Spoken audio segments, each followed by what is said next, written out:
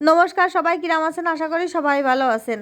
আর এই যে সকালবেলা কিন্তু ছাদে চলে আইছি, আর অনেক সকালে উঠতেই হয়, কারণ হলো মনুরা স্কুলে যায়, ওকে রান্না বান্না করে খাওয়াই দাওয়াই রেডি করে গুছায়ে তো দেওয়া লাগে, ওই জন্যই মেলা সকালেই উঠা লাগে। তা সকালবেলা কিন্তু আমি প্রতিদিন একবার করে ছাদে আসি, কারণ কেন জানি না সকালবেলার ওই ঠান্ডা বাতাসটা এত ভালো লাগে, আর ছাদে হাঁটে বেড়াতে আমার খুবই ভালো লাগে। আর এই যে ফুলগুলো দেখেছেন, পুরো এখনও কিন্তু ফুটে পারিনি, কারণ অনেক সকাল তো, ওই জন্যই। আর একটু পরেই হলো ফুলগুলো পুরো ফুটে যাবে, আর তখন দেখতে সুন্দর লাগবে।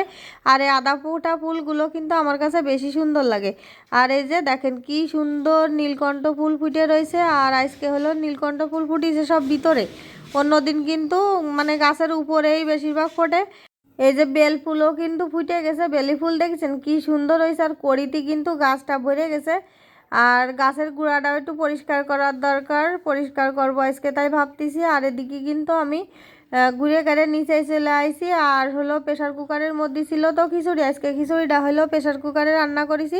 তা খিচুড়ি হলো প্লেটে বাইরে দিয়েছি আমার ছোটো মানুষ জন্যই।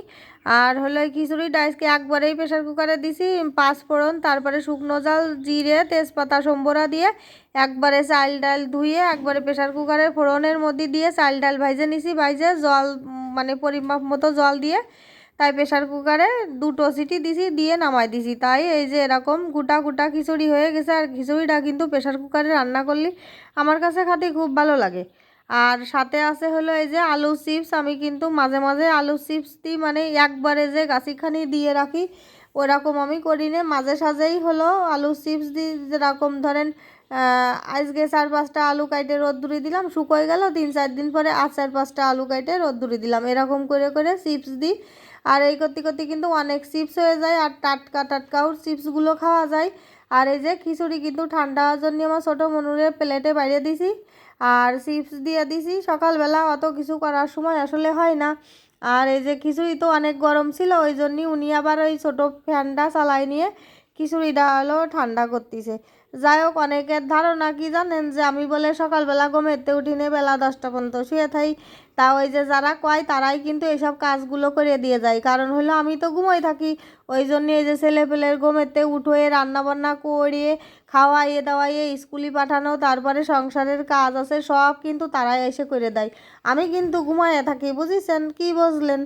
আর এদিকে কিন্তু আমার ছোটো মনু এখন খাওয়া দাওয়া করতেছে। আর ওই যে আলু চিপসগুলো তো বড় বড় আলু দিয়ে চিপস দিয়া ওই চিপস হইলো চামচ বানাই নেছে, বুঝেছেন? দেখেন কি সুন্দর চিপস দিয়ে খিচুড়ি তুলে তুলে তাই চিপস সহ খাচ্ছে।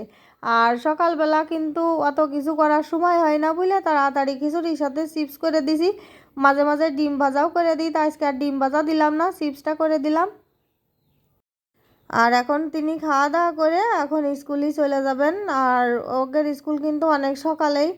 আর হলো আমার ভিডিওটা যদি আপনাদের কাছে ভালো লাগে তাহলে কিন্তু অবশ্যই লাইক, কমেন্ট, শেয়ার করবেন, সাবস্ক্রাইব করবেন।